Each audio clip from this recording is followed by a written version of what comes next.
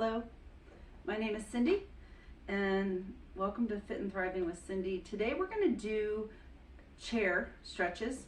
This is for anyone who isn't as necessarily interested in getting on the floor. This is also good for anyone who's at work, so you could watch this at your desk. You just need a solid chair. My little chair is sort of an old guy that I've had for a while, but it's nice and solid and it has an upright back, which is nice to have. So sitting up nice and tall, you can walk yourself out so that there's space between you and the back of the chair. That's fine. Bring your hands to your knees. We're going to do some cat-cows. This is a position often done in table, hands and knees on the floor. So all you're going to do is you're going to pull your shoulders back, push your chest forward, arching your back, bring your gaze up. And then we're going to push our back into this rounded position like a humpback and allow your chin to drop towards your chest, and you're sort of doing a little pelvic tilt. Now if you do this with your breath, you're going to inhale through cow, pushing your belly forward, gaze goes up, and then exhale through cat, hunching and rounding. We're just moving the spine. That's all this is about, and this is why it's often done either seated like we're doing it now, or you would do this on your hands and knees. We're not looking to add resistance to this movement pattern. This just helps push fluid through the spine, help move the muscles that are attached to our torso, and basically core muscles, any of the muscles, and all of those muscles up and along the line of the spine. All right, we've got one more cow, and then last one through cat. And then we're going to sit up tall. Now this is when we're going to push yourself back to the back of the chair. You can either sit up tall or slightly lean so your back is relaxed against the chair, but stay lifted. Don't slump into a relax. Stay lifted. So what you're going to do is keep your knees about as wide as your chair or a little wider than your hip bones. And then you're going to bring your left hand to the outside of your knee. So obviously one shoulder is going to come up. I'm going to hook my arm around the back of the chair. And then I'm going to inhale, lift up, get real tall through your spine, and then exhale. My hand is on the chair and my hand is on the knee, and I'm going to twist and look over my right shoulder.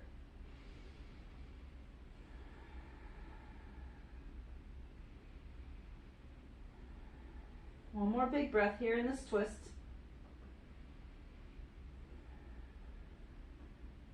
And then gently come through center and switch sides. Now your right hand goes to the outside of your left knee and you hook your left arm behind the chair. Inhale, lift up to decompress. Exhale, press the twist. Look over your left shoulder. Big full breaths while you're in your twist.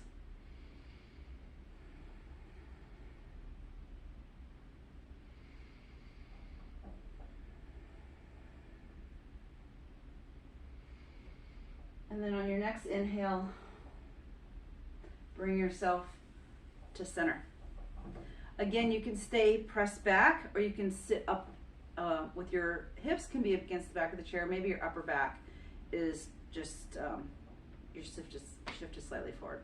From here, we're gonna shrug our shoulders up into our ears and then pull them back and down where they belong. Inhale, lift up. Exhale, release back and down. Inhale, lift up. Exhale, back and down. Two more. Inhale up, exhale back and down. Our final one, we inhale, lift, we exhale back and down. Now, here's what we're gonna do. We're gonna take our fingertips and we're gonna put them right behind our neck, right? You do not need to grab or clasp, just they can touch. I'm doing fingertips in, so I'm just letting my hands touch my neck, right? So what you're going to do is you're going to open your arms so your arms come back behind you, and then you're going to lift your chest and sort of lean into or over the back of your chair, and then come back to neutral. Inhale, lift up, open up, find that space, and then exhale, come to neutral. Do it again. Inhale, lift up, exhale, release. Now remember, you're going up and out, not just back. We want to keep the spine lifted and elongated as we go into this to minimize compression. And of course, anytime we do anything and you feel pain, you stop. Your body's telling you loud and clear that doesn't work for you. You have to listen. And that goes for any video that you watch anytime. We got one more. And release. All right, shake it out, shake it out, shake it out. I'm gonna realign my legs so they're nice and tall. What we're gonna do is we're gonna alternate reaching the arm over. So I'm just gonna hold on to my chair. You can also put your hand on your thigh. You're gonna lift your left arm up, reach over. So either pushing on your chair, pushing on your leg, reaching with the extended arm. Switch sides. Reach. And reach. And reach. Don't need to move with your breath, you're just alternating the sides. Last one each side. And release. All right, so from here, we're going to slide forward. This is an absolute requirement. You need your sit bones on the bench, but the reason is we're gonna go wide. When you sit really wide, make sure your knees and toes agree. Your knees are in charge.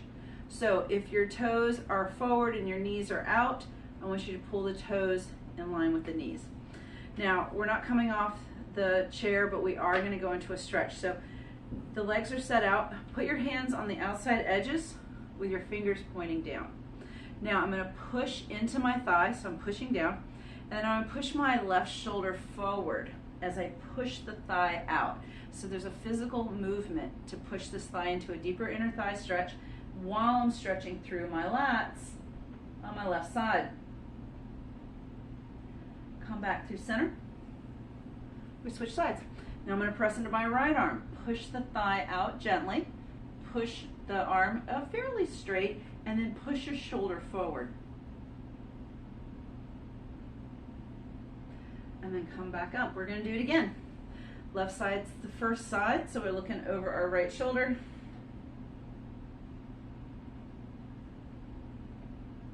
Come back up. Let's switch sides.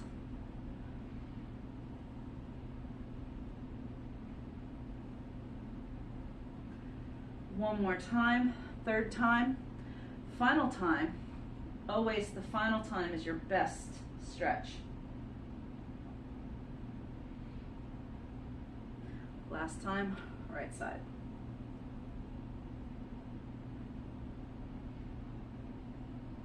And back to center. All right, so I'm all the way out the end of my chair. I'm gonna slide in just a bit. You don't have to be all the way back unless you'd like. And now what we're gonna do is a figure four. Now, ideally, you just pull the leg up on top of your knee. Make sure you can sit up tall. If you have a really tight hip, you're gonna need to bring your left leg out a little so that you can cross the leg. It'll be a little lower, all right? You need this lower left leg if the right leg won't come up. I can pull my leg up, so I will. Now, I want you to hold onto your ankle and hold onto your knee. And I want you to inhale, lift up tall through your spine. And then I want you to let go with the right hand, the one that's on the knee, and I want you to put it out like you're gonna shake my hand, and I want you to reach forward.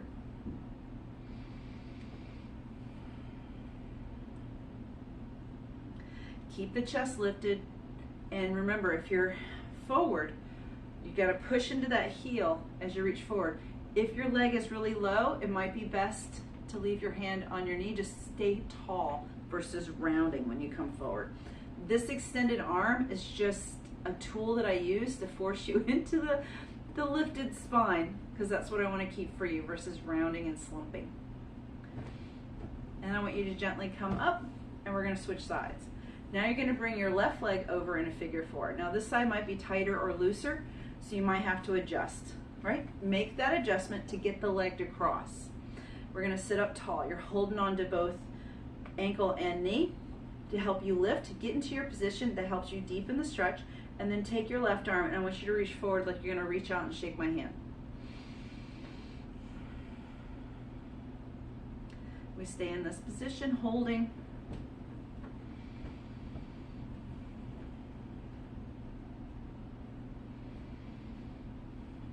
It's a big muscle on a big joint. It needs a lot of time, so we are going to do this one twice.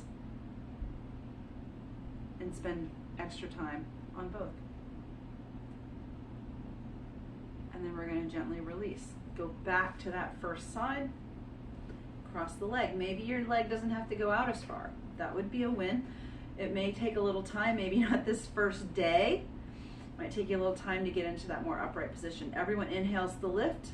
Everyone comes forward. Extended arm is if you got that higher knee position, because if your leg is further out, it is better just to give extra support to your spine.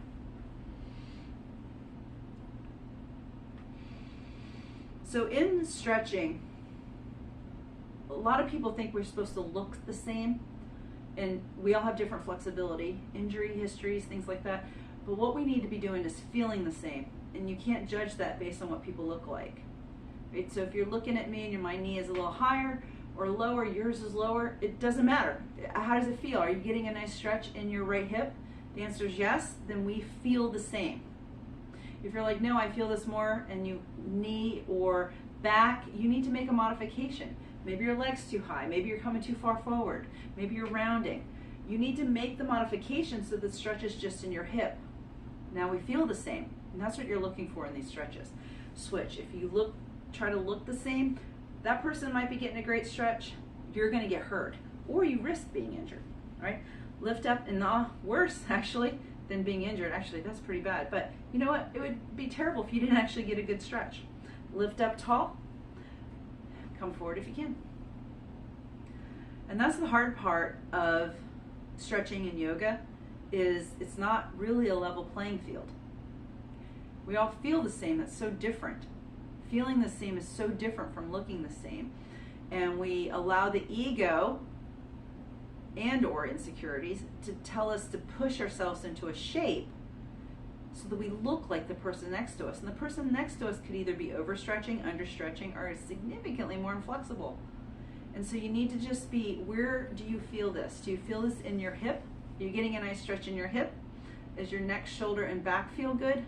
That's our goal. It's a feel. And then gently come up. Now we're going to do a hamstring stretch. So you're going to bring your right leg forward. You need to scoot to the edge of your chair. So just the tush is on there. I got a lot of space back there. You're going to lift up tall. Your leg is down. Ooh, you can't see my feet. All right. So I'm going to turn to the side. You can turn to the side. So I got to go all the way to the edge, and I got to extend my leg, and I'm going to pull my toe. This is called flexing your foot, your ankle. All right. So you're going to lift up tall. My left hand is on my knee that is bent in a 90 degree. Keep the chest up, and I'm going to come forward. You can reach out towards your foot, but do not round the back to get there. So I tell most people to put both hands the same. It's just there's less weight on the extended leg. Right? So this hand is super light. My left hand, I'm supporting my torso, keeping lifted so that I can come forward versus holding my weight in my core. You feel a nice stretch underneath your thigh, not underneath the joint, in the belly of the thigh. That's what we're looking for. And then gently come up. We switch. I'm just going to turn again. So scoot your tush to the end. Your left leg is long. Lift your torso nice and tall. Weight goes into that right leg. Stay straight through your spine as you come forward. Remember, you can put your hands on both legs. Just this hand has so little weight. It's just resting. Whereas I'm pressing into my right hand to stay lifted through my spine.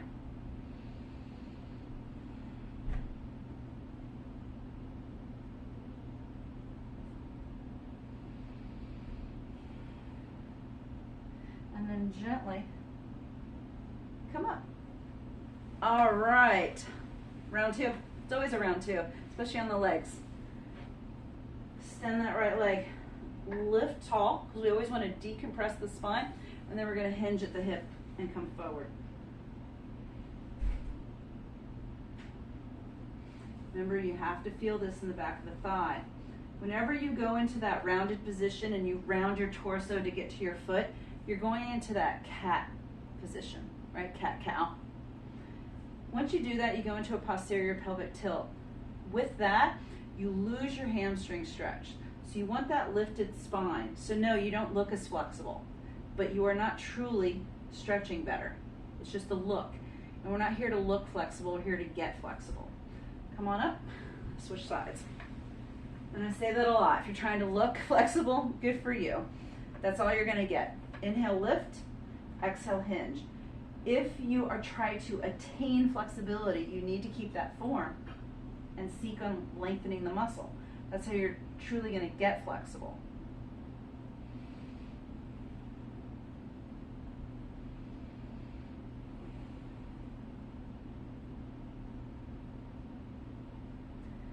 And this side's done. Come on up. All right, so now we're going to get into the hip flexors. This is going to need a little core control, and you're going to need to hold on to the side of your chair. I'm going to go at an angle. So what you're going to do is you're going to scoot. So one bum comes off your bench. One bum is firmly on your bench. You can go all the way up to your knee. Hold on to the back of the chair. That's critical. Now, you're going to drop your knee back and down. So now I'm holding on because now half my weight is coming off the chair.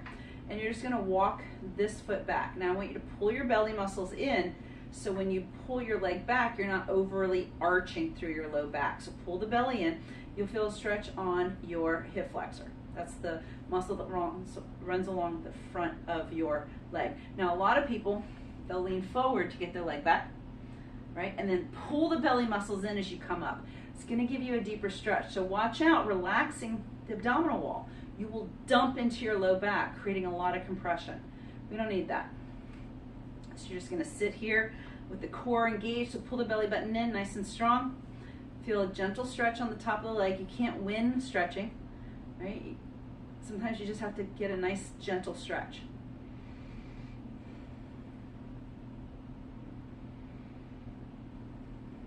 And then we're going to gently release the leg in. I'm just going to tip my chair at an angle so I stay facing you. Remember, scoot so one bum comes off. Hook your arm on the back of the chair so you're nice and supported, because remember, half your weight's coming off. And I'm going to slide all the way back so my entire leg is on the chair, and then I'm going to walk this leg back. Now, if you have tight hip flexors, this will probably get you there. Core engaged. If you need a deeper stretch, you might have to lean forward, really push the leg back, pull the belly in to come up.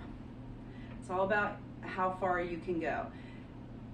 Now, or how far you need to go. It's probably what I need to be saying. How far do you need to go? How far do you need to go to get a stretch? If you're feeling it dump into your back, bend the knee, and then lift up taller so you've decompressed, and that will give you a better stretch. Because when you relax the abdominal wall, you're going to go into more of an arch of the low back, and that arch is compression, right? So maintain your core before you force a deeper stretch, and then gently release. All right, that is about 18 minutes or so of chair stretching, which is a lot if you're sitting in an office. Worth your time, because if you spend 8 to 10 hours in a chair, 20 minutes is a small effort to kind of undo the tightness that is created from sitting so long. So thank you for watching. If you found any benefit from this at all, please subscribe. And if you want to leave a comment, I would love it. I'd love the feedback. And if there's anything specific that you would like, by all means, let me know. Have a great day, and